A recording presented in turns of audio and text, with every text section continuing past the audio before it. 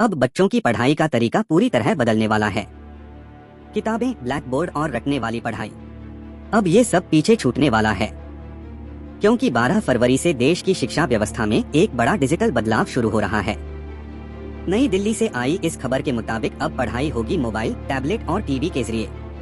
शिक्षा मंत्रालय ने आर्टिफिशियल इंटेलिजेंस यानी एआई आधारित लर्निंग सिस्टम को लागू करने का फैसला किया है, जिससे बच्चे अपनी ही भाषा में अपनी ही रफ्तार से पढ़ सकेंगे। इस नई व्यवस्था में शिक्षक सिर्फ पढ़ाने वाले नहीं रहेंगे, बल्कि बच्चों को गाइड करने की भूमिका में होंगे। एआई सिस्टम बच्चों की समझ, उनकी कमजोरियों और उनकी रुचि के हिसाब से पढ़ाई का कंटेंट खुद तैयार करेगा। यानी अगर कोई बच्चा गणित में कमजोर है, तो उसे उसी टॉपिक पर ज्यादा अभ्यास मिलेगा। सबसे खास बात यह है कि अब पढ़ाई सिर्फ क्लासरूम तक सीमित नहीं रहेगी। बच्चे घर बैठे मोबाइल या टीवी पर भी पढ़ सकेंगे, सवाल पूछ सकेंगे, जवाब पा सकेंगे, और वो भी अपनी मातृभाषा में।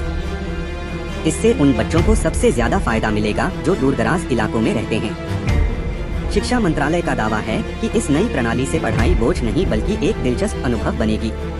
बच्चों में सोचने की क्षमता बढ़ेगी और रट्टा सिस्टम खत्म होगा।